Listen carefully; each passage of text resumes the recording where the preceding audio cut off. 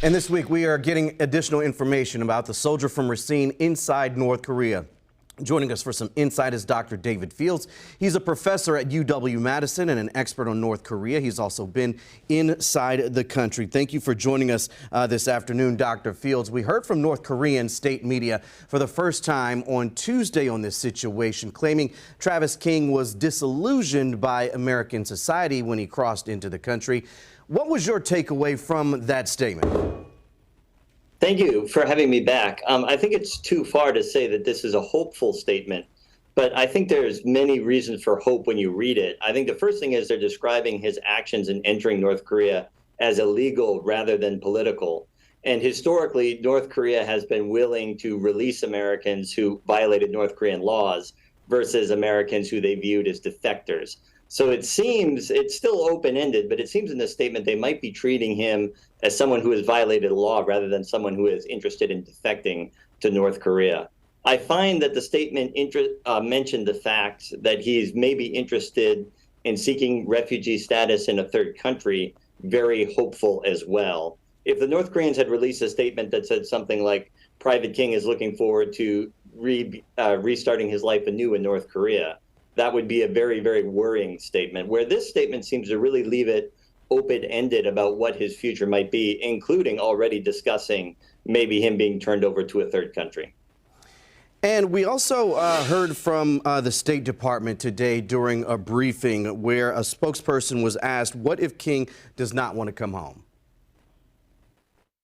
Have you at least considered what happens if he says he doesn't want to come home? I will say two things, Matt. First, as I said to you a number of weeks ago, there are a number of issues here that we do not have visibility on. Beginning at the very top is Private King's safety and well-being.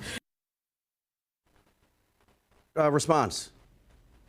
Yeah, I think it's going to be impossible for us to know what Private King's wishes actually are unless American officials are given access to them, which I'd really be surprised if that happens. So I think ultimately his desires are going to be subordinated to whatever North Korea decides they want to do with him. And that's why this statement is so significant.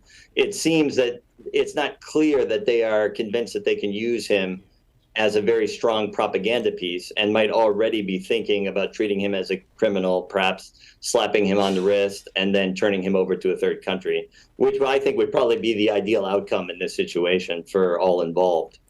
And a statement from North Korea is not being shared within the country itself, only through state media to the outside world. What's the significance there? Again, the significance seems to be that they haven't made up their mind what to do with him, and they're not yet convinced that he has really high-level propaganda value. And I think it leaves all options on the table, including handing him off to a third country. I think it's unlikely that they will hand him back to the United States, but I think it is possible that perhaps he could be handed over to a country like Vietnam, like China, from which hopefully he could eventually find his way back home. Dr. David Fields, thank you for added insight into this situation as well. We'll check back in with you as it continues to develop.